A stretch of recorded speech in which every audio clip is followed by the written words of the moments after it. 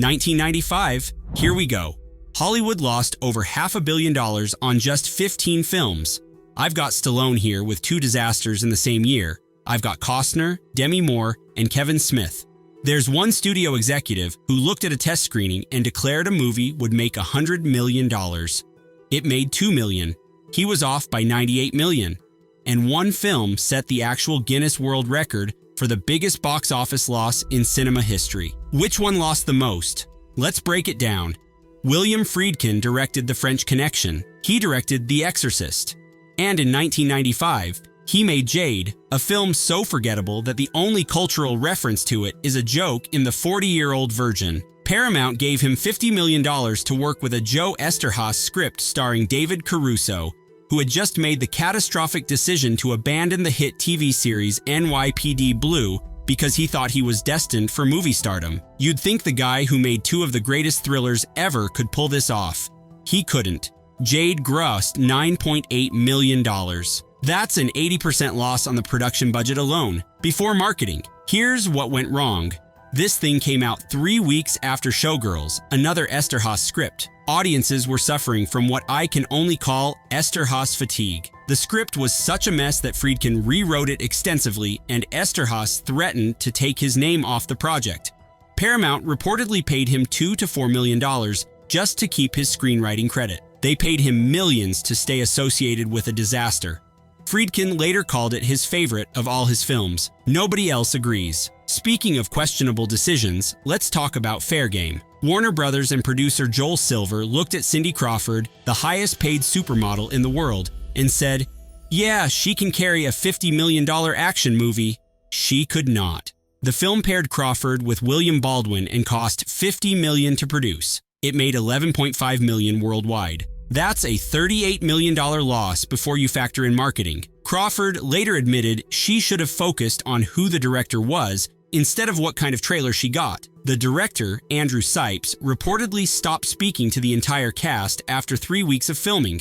Just stopped talking to them. Crawford also said Joel Silver kept asking, how much more money? Until she felt like an idiot for not taking it. She took it. Her film career ended here. Sylvester Stallone was originally attached. He dodged a bullet. Crawford didn't. John Carpenter is a horror legend. Halloween, The Thing, They Live. But Village of the Damned was what he called a contractual assignment he wasn't passionate about. Universal gave him $22 million to remake the 1960 British classic. He delivered something nobody wanted. The film grossed $9.4 million. Carpenter later admitted he thought it would be easy. It wasn't.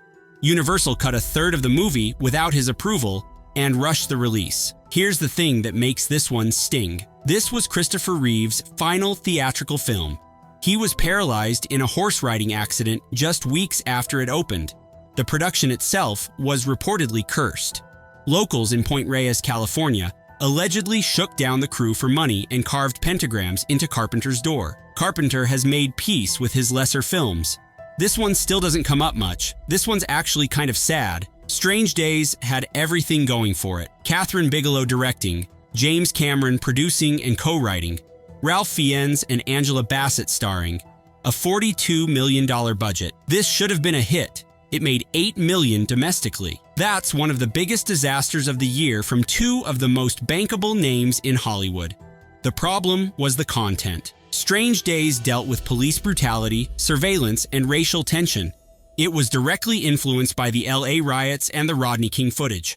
Audiences in 1995 didn't want to confront that. Bigelow herself said it should be uncomfortable to watch. It was. People stayed home. But here's where it gets interesting. The film is now considered prophetic. It predicted surveillance culture, social media's experience sharing, VR addiction. It's ranked number 141 on Letterboxd's top science fiction films. Bigelow won the Saturn Award for Best Director, the first woman ever to do so. Sometimes the audience just isn't ready. Denzel Washington made virtuosity between prestige projects, and you can tell. This was a paycheck movie dumped in August, which is Hollywood's graveyard for film studios have no confidence in. Paramount spent $30 million on a cyberpunk action film starring Washington and Russell Crowe as an AI villain. It made $24 million domestically, $37 worldwide. Not a catastrophic loss, but definitely not what anyone wanted from a Denzel Washington movie. The cyberpunk market was completely saturated in 1995. You had Johnny Mnemonic, Strange Days, Hackers, all competing for the same audience. Nobody needed another one. Crow's unhinged performance as SID 6.7 is genuinely entertaining, but it wasn't enough. Roger Ebert actually gave it 3 out of 4 stars. He was in the minority. This one's been completely forgotten. Demi Moore starred in The Scarlet Letter and delivered one of the most infamous quotes in Hollywood history. When asked about changing Nathaniel Hawthorne's ending, she reportedly said she was fine with it because not many people have read the book. The book is required reading in most American high schools. Hollywood Pictures gave this adaptation $46 million. It made $10 million. The opening credits warned audiences it was freely adapted from Hawthorne. They weren't kidding. The novel ends with confession and tragedy. The movie ends with the couple escaping happily to Carolina together. 3 different composers had their scores rejected before John Barry's was finally used. Gary Oldman was reportedly struggling with personal issues during production. Demi Moore confronted him directly about getting help. The film won the Razzie for Worst Remake and was nominated for 7 total. Roger Ebert said Hollywood had removed the character's guilt and therefore the story's drama. He was right. Columbia Pictures looked at White Men Can't Jump and thought, let's reunite Wesley Snipes and Woody Harrelson for another buddy movie. They spent $68 million on Money Train. The chemistry that made the first film work was completely absent here. It opened over Thanksgiving weekend and made $35 million domestically, $77 worldwide. That sounds acceptable until you factor in the budget and marketing. Columbia was staring at a $30 to $50 million loss. Both Siskel and Ebert put this on their worst films of 1995 lists. Gene Siskel specifically said Snipes and Harrelson had none of their previous chemistry due to the weak screenplay. The production built one of the longest movie sets ever constructed, 6/10 of a mile of subway station in Los Angeles. 85 carpenters worked 7-day weeks. 15 actual New York subway cars were shipped to LA. All that effort for a movie neither star ever mentions in career retrospectives. Tank Girl was based on Jamie Hewlett's British punk comic. Hewlett later co-created Gorillaz, so the guy knows what he's doing. MGM gave director Rachel Talalay $25 million to bring his anarchic creation to screen. They made $4 million back. The studio interfered constantly, diluting the punk spirit that made the comic special. Hewlett called it a sore point and said the script was lousy.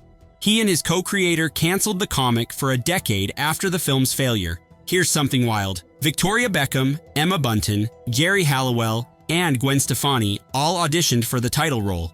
Lori Petty got it and shaved her head for the part.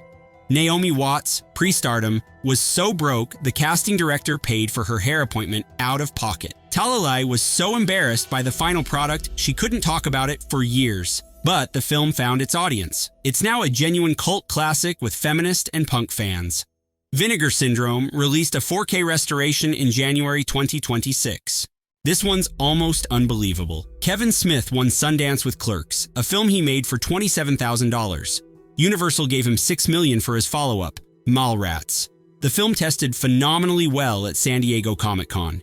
Universal chairman Tom Pollock was so confident he declared he was there for the Animal House test screening, and this was that.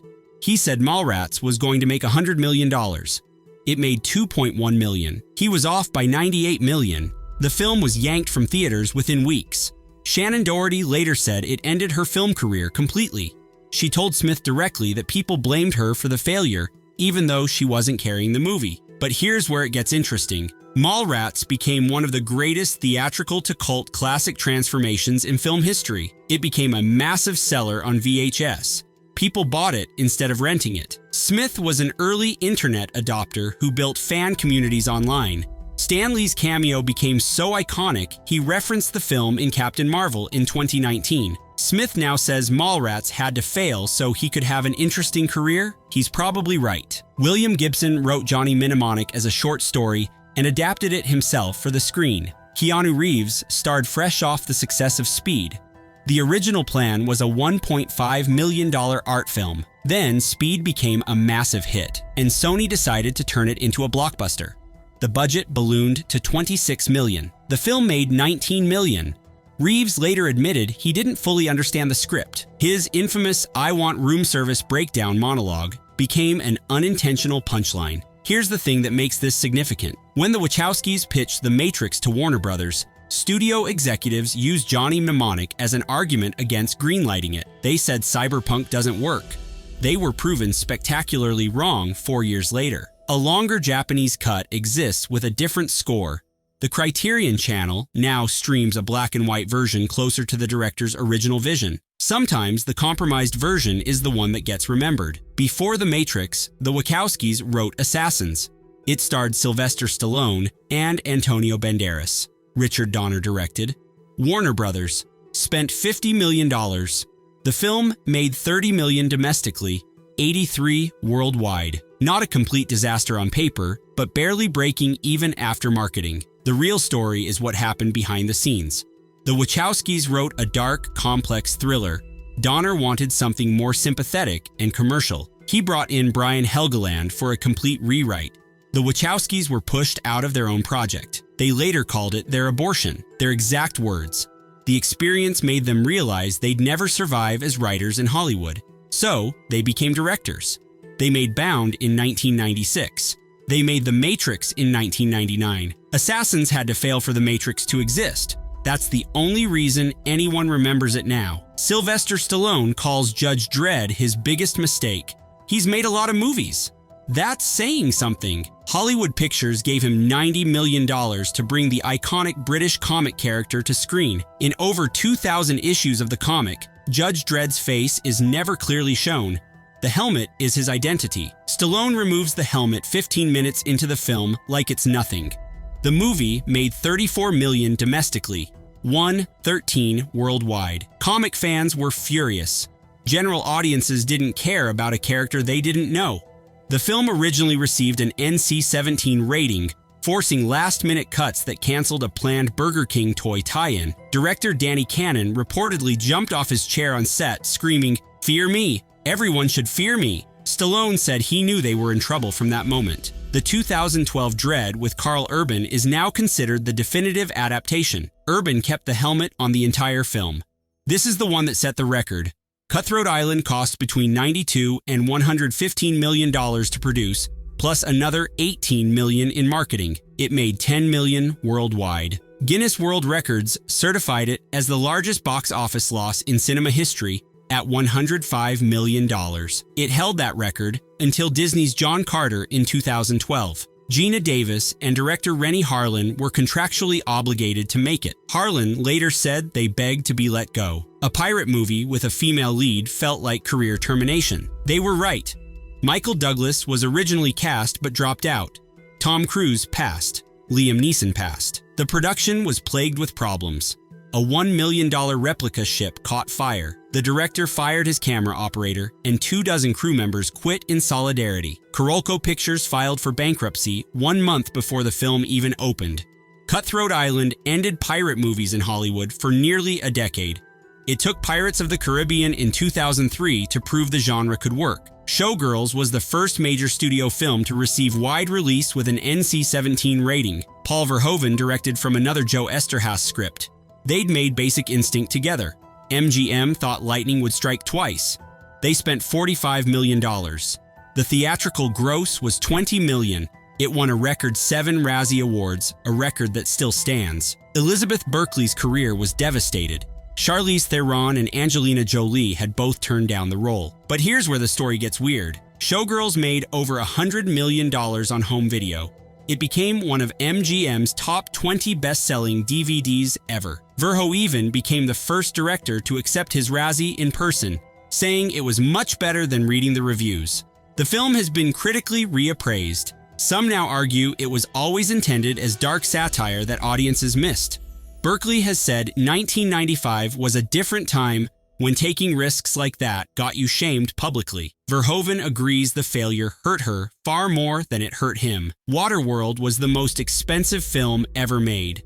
The production cost $175 million. Marketing added another $60 million.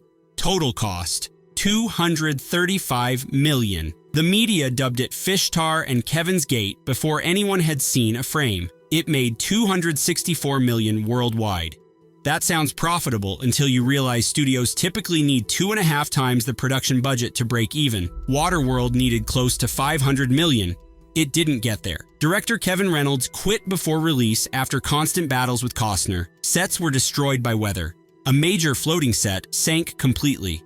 Costner reportedly put $22 million of his own money into the production. Steven Spielberg had warned him about filming on the ocean, citing his own nightmare-making Jaws. But here's the twist. Waterworld eventually turned profitable through home video and TV rights. And the theme park attraction, Waterworld, a live Sea War spectacular, opened in October 1995 and is still running at 4 Universal parks today. It's the oldest attraction at Universal Studios Hollywood besides the studio tour. 1995 proved something important. A film's theatrical performance doesn't determine its ultimate significance. Showgirls won 7 Razzies but made $100 million on video. Mallrats made $2 million but launched Kevin Smith's cult empire. Assassins was reviled, but its failure created The Matrix. These 15 films lost over $500 million combined. Studios panicked, budgets briefly stabilized. Then everyone forgot the lessons and started spending even more. Sometimes the biggest disasters become the most interesting stories to tell.